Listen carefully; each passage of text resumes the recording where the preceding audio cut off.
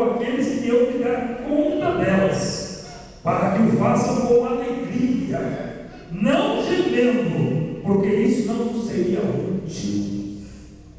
Se alguém faz a obra de Deus relaxadamente, gemendo, irmãos, nós não vamos ganhar nada com isso. Tem pessoas que acham que está fazendo muito para Deus, mas diante de Deus, ele acha que está juntando tesouro no céu, mas ele está juntando tesouro na terra. No céu ele só tem madeira, palha e feno. Madeira, palha e feno. Na terra ele tem tesouro, mas no céu só tem madeira, palha e feno. Mas tem pessoas que você olha para ele ali, né? Alguns aí olham, mas aquele ali continua do mesmo jeito, não vai para frente, mas lá no céu ele tem uma coroa de glória esperando ele naquele dia. É o galardão do sumo pastor para ele. Porque ele tem confiança, ele sabe que ele tem crido, e ele trabalha sabendo que ele tem que dar conta ao sumo pastor naquele dia, de cada vida que ele prega a palavra. Ele se preocupa em ser um exemplo para o rebanho. Aleluia. Da Bíblia que nós somos diretamente responsáveis, né? E também Deus revela a grandeza, né? É nosso dever dar satisfação às pessoas. Como exemplo, Paulo diz sempre: pois meus imitadores, como eu também sou de Cristo. Ele escreveu lá na carta aos Filipenses, né? Ele disse: tudo que é perfeito, honesto, puro, justo, santo, nisto pensai, e o que em mim viste, ouviste, recebeste e viste, isto fazei, e o Deus de paz será convosco. Aleluia. Então eu sou visto, a Bíblia diz que nós somos uma carta escrita e lida por todos os homens, e por onde nós passamos, alguém diz: ali vai um santo homem de Deus, ali vai uma santa mulher de Deus, ali vai um jovem de Deus, alguém que tem a marca do Cordeiro na sua vida. Aleluia, porque ele foi lavado e remido pelo sangue do Cordeiro, e tem o nome escrito no livro da vida. Aleluia. Ele tem certeza em quem ele tem crido. Glória a Deus. A Bíblia diz que Deus revela a sua grandeza nos insignificantes. Primeira carta de Paulo aos Coríntios 1:27, né? Primeira carta de Paulo aos Coríntios 1:27, a Bíblia fala que Deus escolheu as coisas desprezíveis desse mundo. Vamos correr para nós. O tempo aqui não se vai dar para nós falar um pouco mais, né? Mas ela diz que Deus escolheu as coisas loucas desse mundo para confundir as sábias, as coisas fracas para confundir o quê? As fortes, as coisas vis deste mundo e desprezíveis para aniquilar as que não são, para aniquilar as que são. Sabe o que Deus faz? Sabe onde está a matéria-prima da obra de Deus? Está na igreja. Às vezes alguém não dá nada para alguém, mas é esta matéria-prima que Deus colocou na nossa mão para alguém, nós trabalharmos nela. Trabalharmos nela, para que possamos produzir naquela matéria-prima um homem e uma mulher de Deus. Esta é a função do pastor, do obreiro, do ministro, do líder na casa de Deus. Aleluia. Assim como nós vamos lá nesse grupo, pastor Gerson, nós somos amigos de criança, depois ele teve um período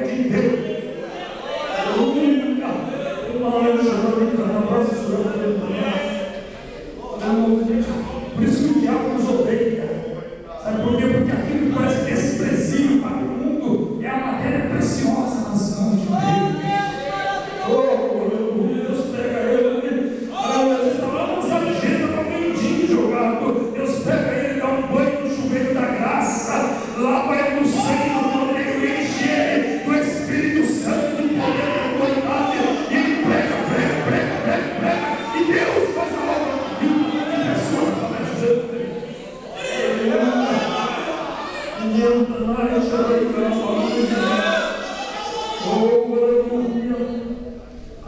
demonstrou o seu poder gigante.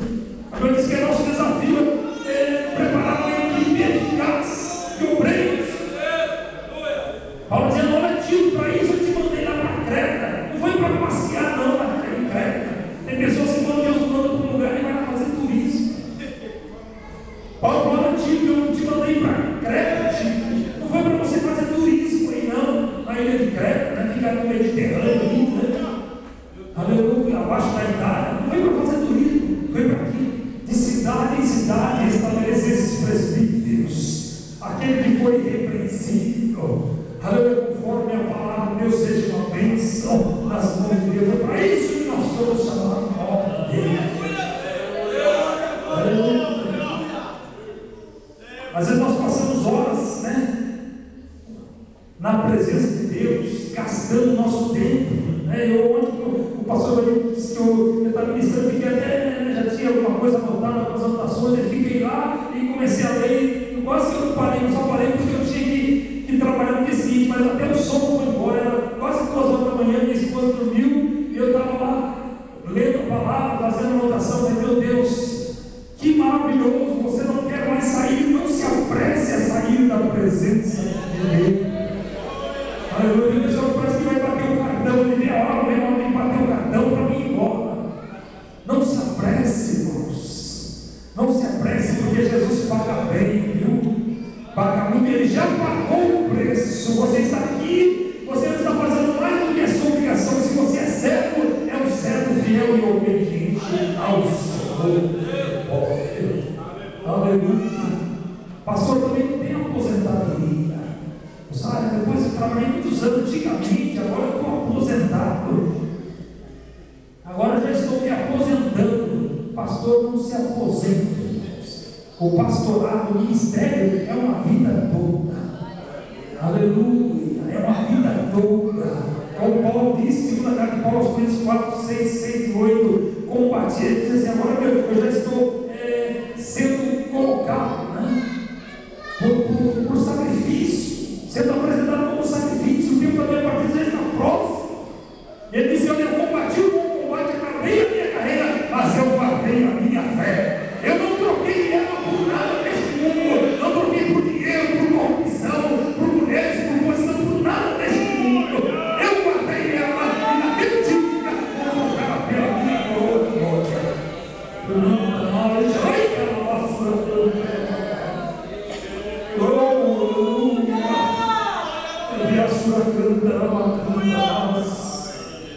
Aleluia. Aleluia. Ministrar na igreja é um privilégio. Nós temos um privilégio. Aleluia. Se não, não tem que falar agora, não tem nada para falar, irmãos. Fala: Jesus me salvou, Ele me amou, Ele me resgatou, Ele me comprou. Eu estou aqui em pé, porque o Senhor sustenta os meus tornozelos. Se não sustenta, eu caio aqui e morro e não consigo nem respirar. Aleluia. Ele me faz respirar, faz meu coração bater. Aleluia. Ele me deu tudo, tudo, tudo. Eu não tenho falta de nada, porque Jesus me deu tudo. Aleluia.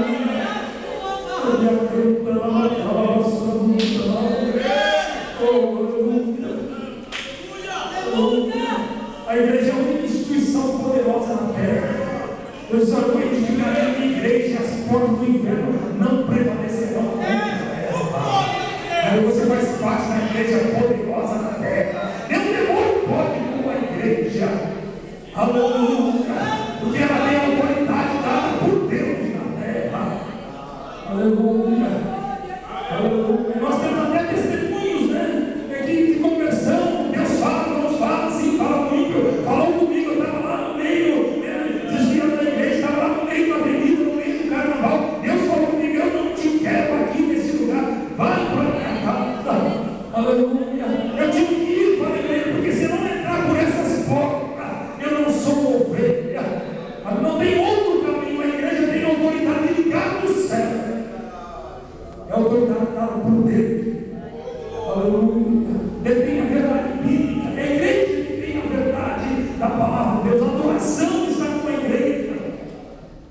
Hebreus capítulo 12, diz que nós chegamos à universal assembleia em igreja dos primogênitos que tem o seu nome escrito no céu. Aleluia, nós estamos em qualquer lugar, estamos diante do Deus Todo-Poderoso que habita entre os seus livros da Bíblia. Sabe por quê? Porque ela foi adquirida com o sangue de Cristo. Pedro disse que não foi coisa competida como prata e ouro que fosse resgatado da vossa verdadeira de viver, mas com o sangue de Cristo, do Cordeiro imaculado e incontaminado, lá na cruz do Calvário. Foi Ele que pagou o preço. Foi Ele. Aleluia. Ninguém podia pagar, mas Ele pagou. Aqui nós evocamos que se adora a Deus. Jesus diz assim, João 4,23, que os verdadeiros adoradores adorarão o Pai em espírito e em verdade. Nós estamos aqui, sabe por quê? Para adorar a Deus. Glória a Deus. Não tem outro motivo. Eu não creio que ninguém saiu da sua casa. Eu vou lá na igreja, eu vou lá encontrar alguém para me conversar. Vou lá ver o irmão, vou lá ver o pastor. Vou lá ver. Eu vim aqui para adorar a Deus. Eu vim para adorar a Deus nesta noite. Por isso que eu estou aqui. E Ele dispensa a sua graça sobre nós nesta noite. Porque nós somos adoradores. Adoramos em espírito e em verdade. Temos comunhão. Paulo escrevendo aos Coríntios 3, 6 e 7, Colossenses 3, 16, 17, diz assim que nós temos salmos, hinos, cântico ao Senhor, cantando e salmodiando a Ele. Cada um tem alguma coisa na casa, ninguém vem vazio aqui, irmãos. Você não vem vazio porque o Espírito Santo está dentro de você. E você tem salmo, tem hino, tem cântico espiritual, tem glória a Deus, tem aleluia, tem gratidão a Ele, porque Ele está na tua vida. Aleluia. Aleluia. É aqui que nós nos envolvemos, os obreiros da casa, é um ambiente em que nós crescemos. A Bíblia diz que Paulo dizendo a Timóteo, segunda carta de Paulo, Timóteo 3, 14 e 15, ele fala que Timóteo, desde a sua meninice, conhecia as sagradas letras, para fazer com que ele fosse sábio na casa de Deus. E é daqui que nós temos uma plataforma, é como se fosse uma plataforma de lançamento, Temos a plataforma aí nos Estados Unidos, temos os aeroportos que lançam as aeronaves aqui na igreja, sabe o que é? Plataforma de evangelização. É daqui que saem os missionários, é daqui que saem os pregadores, é daqui que saem os evangelistas, aqueles que vão ganhar almas para o reino de Deus e naquele dia ser recompensado por Deus. Aleluia. Aleluia. Nós também, como homens espirituais, devotos à palavra de Deus, não podemos perder a visão celestial. Paulo estava lá diante do rei Agripa, sendo questionado pela sua posição. Ele disse: ó rei Agripa, eu não fui desobediente à visão celestial. Atos 26, 19. Ele não foi desobediente, por quê? Foi Deus que colocou uma visão. O líder, o crente, irmãos, ele tem uma visão bem definida. Ele sabe aonde ele quer chegar. A Bíblia diz: olhando para o autor e consumador da nossa fé. Aleluia. Aleluia. A visão celestial não fica olhando para as coisas da terra, não fica olhando para as coisas desse mundo. O mundo jaz no maligno. Tem pessoas que ficam olhando para o tipo lendo aqui a palavra oficial, de pessoas que ficam indignadas. Aquele ímpio está prosperando, mas ele vai dar um negócio lá e tal, enrolado lá no leão do imposto de renda. Ele tem umas fraudes, ele faz um negócio lá, por isso que ele está ainda vou fazer também, porque eu não consigo, parece que Deus não está me vendo. Ele começa a olhar aquele homem prosperando. Irmão, não fique indignado.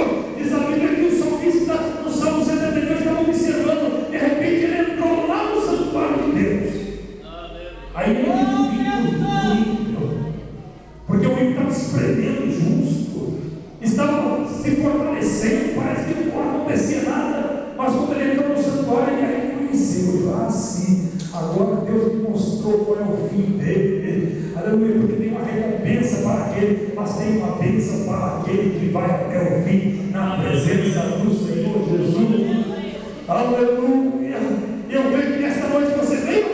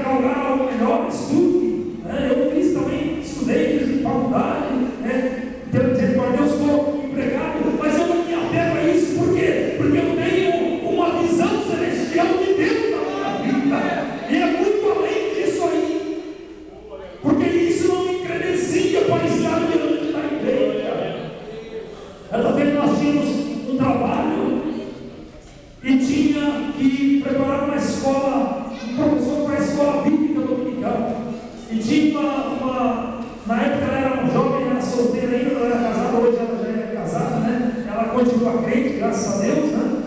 Mas ela é doutora, ela é dentista, e aí o irmão, né, que é um dos pastores ali, ele disse: olha, vamos colocar essa irmã aqui para ensinar na escola dominical.